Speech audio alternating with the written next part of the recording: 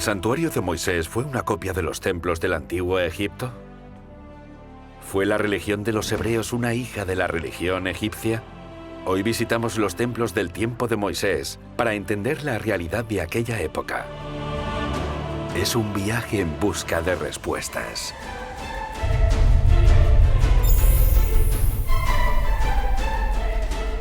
Hoy nos dejaremos fascinar por los enigmas del santuario hebreo para entender su significado. Los símbolos del santuario de Moisés son un mensaje impactante para el hombre de hoy. ¿Ya los conoces?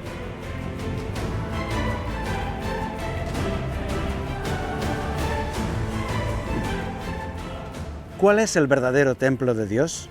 ¿Dónde está? Si Dios tiene un santuario, tenemos que encontrarlo. Acompáñanos en este viaje en busca del templo perdido.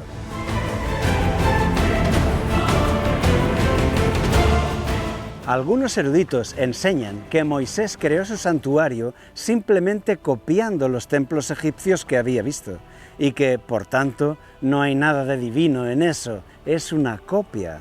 Si eso es así, el relato de la Biblia quedaría reducido a una mentira. Tenemos que comprobarlo. Vamos a compararlos. Veremos primero cómo eran los templos del antiguo Egipto para estudiar después el santuario israelita y su significado. En nuestro viaje veremos in situ los templos más emblemáticos de Egipto. Karnak es el conjunto de templos más grande de Egipto y uno de los más grandes del mundo, que acumula 2000 años de construcciones junto a la antigua ciudad de Tebas. ¿Será este el verdadero origen del santuario israelita? Aquí se realizaban sacrificios y ofrendas para los dioses, para que estuvieran satisfechos y no se enfadasen, porque su ira podía ser terrible. La capilla se encontraba en lo más profundo del templo. En esta sala había una estatua al dios al que se había consagrado ese templo. Los egipcios creían que, literalmente, ese dios moraba allí, así que consideraban que aquel era el lugar más sagrado. Los sacerdotes cuidaban de aquella imagen. La vestían cada mañana, la limpiaban, le colocaban sus joyas, le ofrecían perfumes y regalos. Creían que allí vivía ese Dios y recibía su adoración. Los templos del Egipto antiguo son la casa de aquel Dios. En la parte más interior y reservada encontramos la capilla, donde está un pequeño ídolo de oro que representa a Amón. Cada mañana el ídolo es lavado, vestido, enjollado y adorado. Y cada noche se realiza el proceso inverso. La estatua era adorada, desvestida, lavada y puesta a dormir. Pero en el santuario israelita no hay una estatua de ningún dios, no hay estatuas. Es un culto radicalmente diferente. Llama la atención, la vía procesional es una avenida adornada a ambos lados con estatuas del dios Amón en forma de carnero. Espectacular. En las fiestas ceremoniales, la estatua del dios Amón era paseada en procesión por esta vía procesional para visitar a los dioses de los otros templos cercanos. Esto es algo totalmente contrario al santuario israelita, donde no existe ninguna estatua. Conclusión: una vía procesional, múltiples salas, politeísmo, culto a las estatuas y culto al faraón. Todo lo contrario al santuario de Israel. Abu Simbel es uno de los templos más famosos del mundo. ¿Qué podemos aprender de este lugar? El templo de Abu Simbel es un monumento a Ramsés II. Este templo se hizo excavando en la roca de la montaña, así que podríamos decir que no es exactamente una construcción, sino más bien una cueva artificial. Todo el templo era un bloque de piedra de una sola pieza. ¡Qué buena idea, Ramsés! Ningún terremoto lo va a derribar, ninguna guerra lo va a destruir. Nadie podría llevarse sus piedras. Es un templo diseñado para ser eterno. Si tú fueras un viajero que llega a Egipto desde el sur, o un enemigo, pasarías junto a este templo y sentirías la impresión de que el dios Ramsés te está vigilando en la frontera, protegiendo Egipto. Ya sea que viajases por el río o por el camino, al levantar los ojos, sientes el temor de hallarte frente a este gigante poderoso, sobrecogedor. En la fachada, 4 colosos de Ramsés II de 20 metros de altura. En el interior, 8 pilares con estatua también de Ramsés en forma de Osiris. Si tuviéramos que definir este templo con una sola palabra, sería Ramsés. La capilla siempre está colocada al fondo, al final del edificio. Esto coincide con el santuario hebreo. Pero también hoy, al construir una nueva iglesia, colocan lo más sagrado al final del edificio. No se pone lo más sagrado junto a la puerta de entrada. Y no es por copiar a los templos egipcios, sino por una lógica funcional. Esta capilla es para 4 divinidades. El dios Ramsés II gobierna sentado entre 3 dioses de los grandes, Ra, Amón y Ptah. Conclusión. Este santuario egipcio está consagrado al culto al faraón, también al politeísmo y al culto a las estatuas, todo lo contrario que el santuario de Israel. En la religión de Israel no existe el culto al gobernante, al contrario, el rey debe obedecer al único Dios y guardar su ley como todos los otros hombres. El santuario hebreo no fue una copia de los templos egipcios. Al llegar al templo de Komombo, nos impresionan sus robustas columnas en forma de flor de loto y de papiro. Son las plantas del río Nilo. El papiro simboliza al Egipto norte y la flor de loto representa al Egipto del sur. En el interior, protegido del sol, todavía se conservan algo de sus colores originales. Estos templos estuvieron en su día llenos de vivos colores.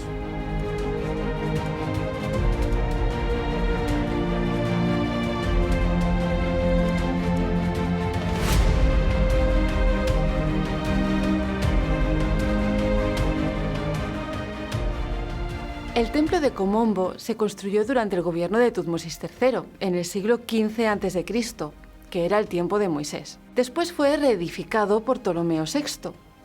Estaba dedicado a 2 dioses por igual, a Horus, el halcón, y a Sobek, el cocodrilo.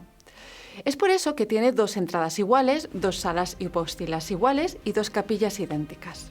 Son en realidad 2 templos gemelos en paralelo, en un solo edificio, un templo para un dios bueno y otro para un dios malo. La experiencia religiosa aquí consistía en rendir culto al bien y también al mal.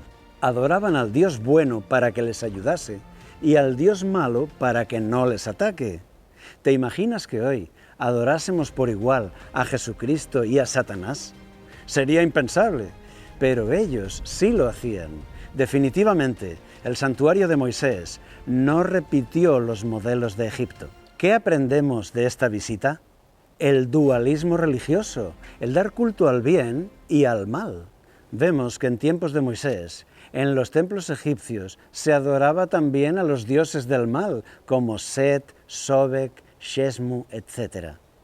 Pero el santuario israelita siguió una creencia diferente, no copió a los templos de su tiempo.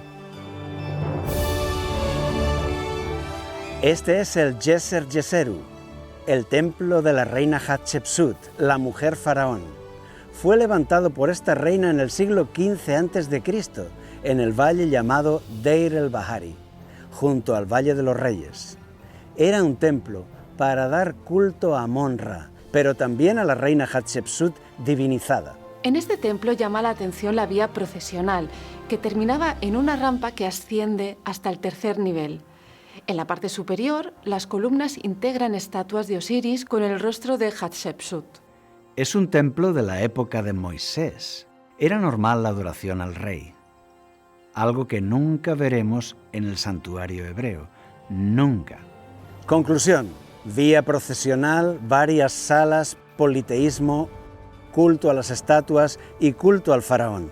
Todo lo contrario al santuario de Israel. Definitivamente, el santuario israelita no copió a los templos de su tiempo.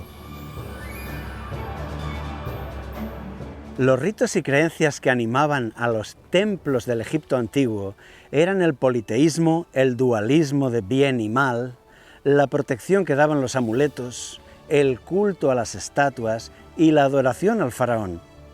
Para una vida plena en el más allá, necesitaban preservar su cuerpo físico, convertido en una momia. El santuario de Moisés representa todo lo contrario a las religiones de aquel tiempo.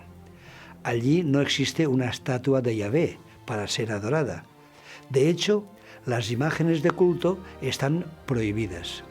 Su fe no se basa en momias ni amuletos, sino solo en Dios. En la Biblia los astros no se consideran dioses, sino solamente cuerpos celestes. Tampoco las fuerzas de la naturaleza son dioses, solamente son elementos naturales. Creación de Yahvé, el Dios único y sabio. La fe de los hebreos rompe con el animismo propio de las culturas del Próximo Oriente Antiguo y de Egipto. La religión de Moisés no nace como una herencia cultural, no. Al contrario, surge contracorriente. La Torá aparece como una revolución religiosa, una explosión de creencias religiosas opuestas a las religiones vecinas. Un estudio sin prejuicios nos lleva a pensar que fue un fenómeno único, que no llega por evolución de las creencias de su tiempo. ¿Qué explicación le damos?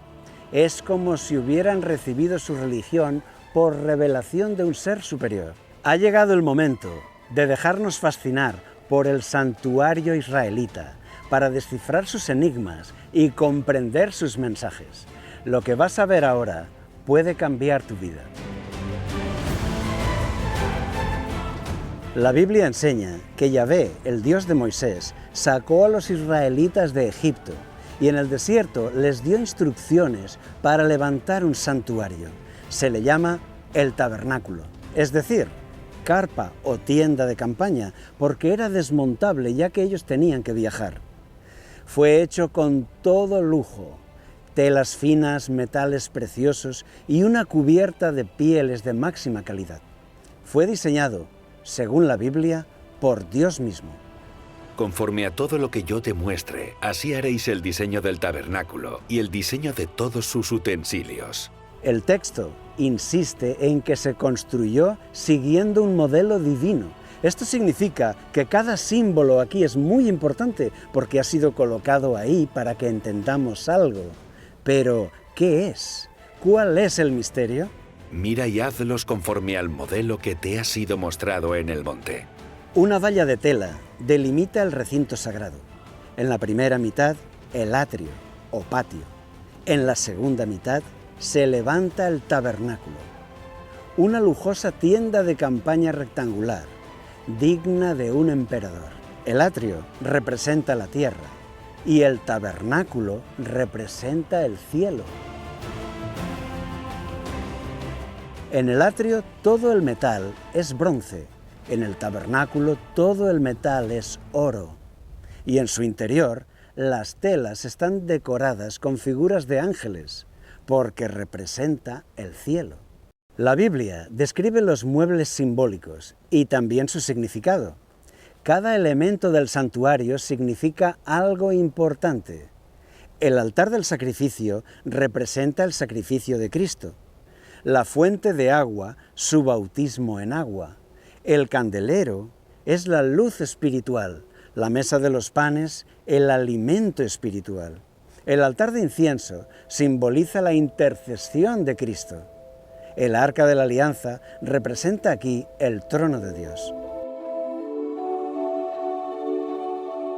En el centro del patio, a la vista del pueblo, el altar del sacrificio, donde arde el cuerpo de un cordero, representa a Jesús, identificado en la Biblia como el Cordero de Dios. Al siguiente día vio Juan a Jesús que venía a él y dijo: «Este es el Cordero de Dios que quita el pecado del mundo». Es el Cordero de Dios, la víctima inocente que venía a morir en nuestro lugar. Según la Biblia, es un acto de amor por el cual Dios recibe el castigo por los pecados de los hombres. Entrega su vida a cambio de la raza humana. De esta forma, Él quita el pecado del mundo. El israelita, con la mano sobre la cabeza del cordero, confesaba sus pecados. De forma simbólica, el pecado era transferido del hombre al animal. Así el pecador volvía a su casa perdonado.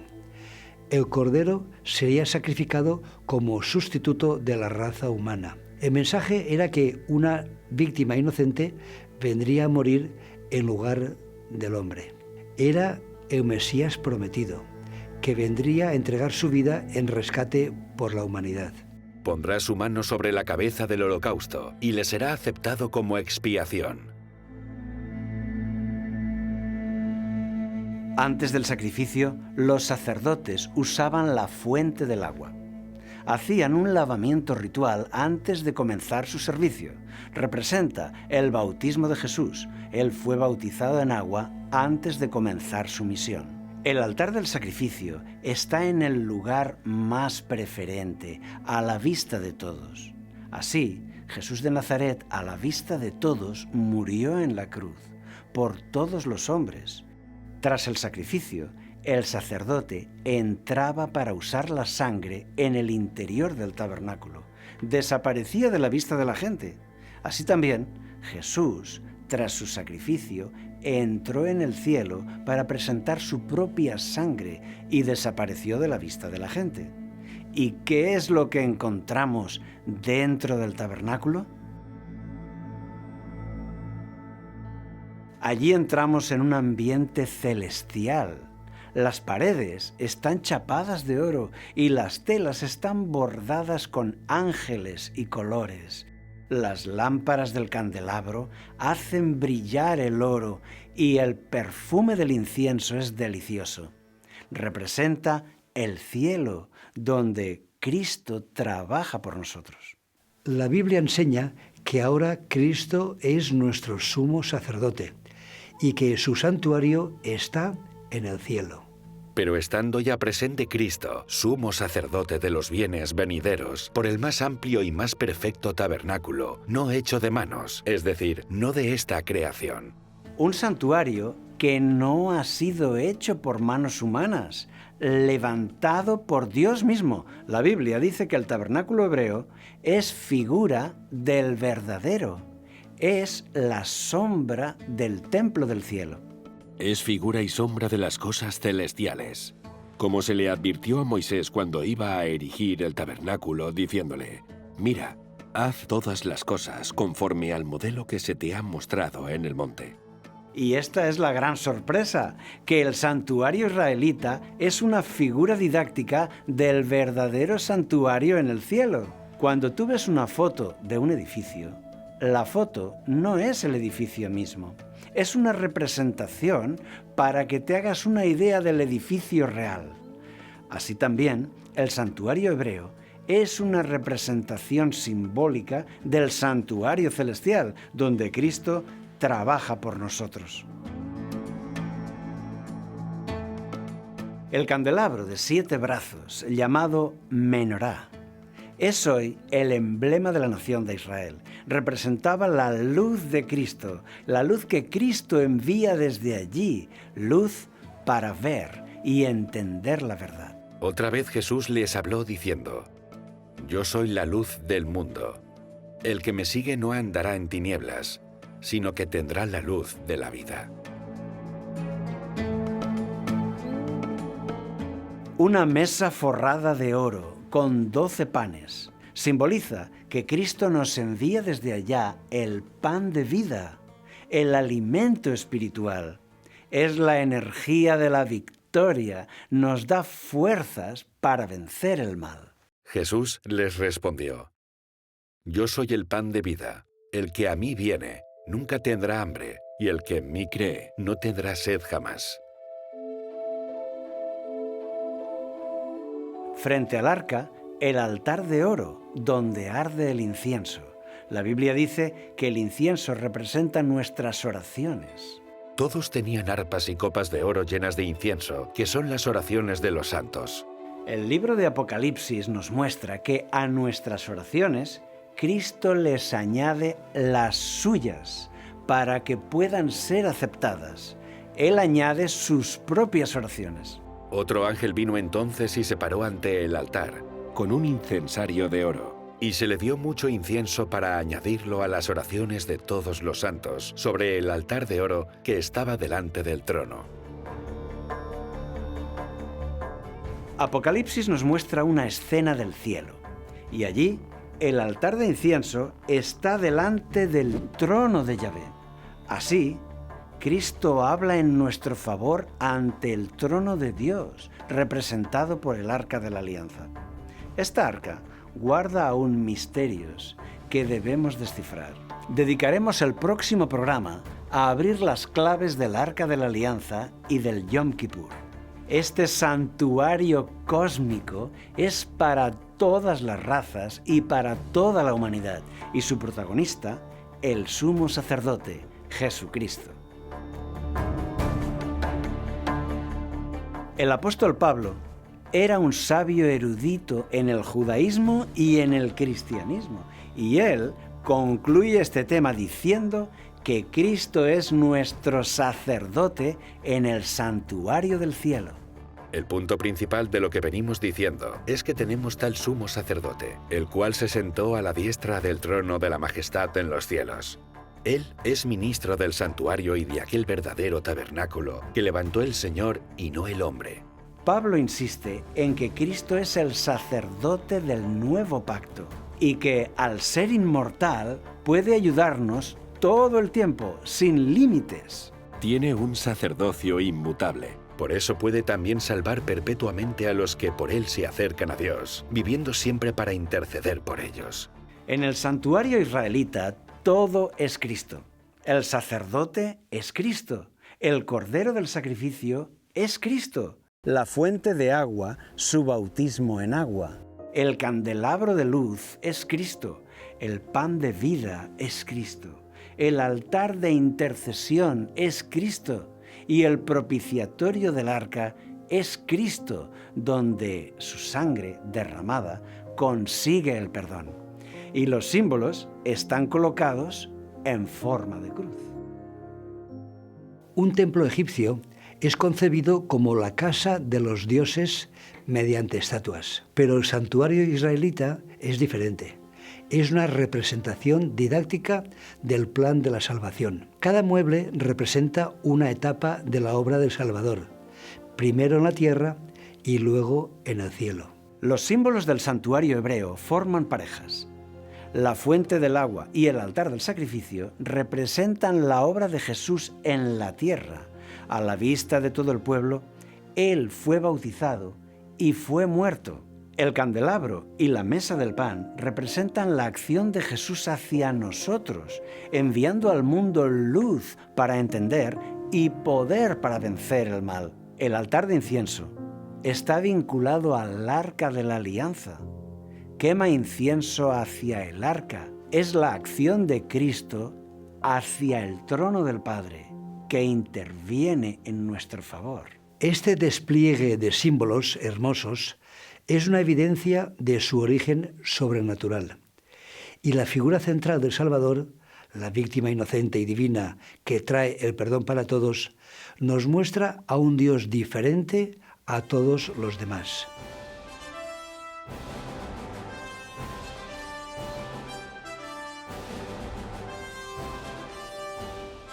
En este programa hemos viajado en busca del templo perdido. Hemos buscado el santuario de Dios, el auténtico, y lo hemos encontrado. No está en la tierra, está en el cielo. La Biblia enseña que el verdadero santuario de Dios no lo construyeron los hombres, lo levantó Dios mismo en el cielo. Allí hay un fascinante sumo sacerdote, Jesucristo, que trabaja para restaurarnos a la perfección original. El santuario israelita era un resumen de lo que Cristo haría por el ser humano, una profecía en 3 dimensiones del plan de nuestra salvación, que se va cumpliendo por etapas. El objetivo es que tú entiendas que tienes un amigo allá en el cielo que intercede por ti, y esto puede cambiar tu vida. Tú no debes cargar más con tus errores del pasado, por esas cosas que todavía te avergüenzan. No debes sufrir por eso. Para eso está el santuario. Con una oración de fe, tu amigo en el santuario tomará tu pecado sobre sí mismo y te dará el perdón y la paz. Él te envía de allí su luz y su poder para que seas una mejor persona, para que seas la mejor versión de ti mismo. Tú no estás solo. Tú tienes un amigo allá en el santuario. Investiga, descubre y verás que la Biblia sorprende.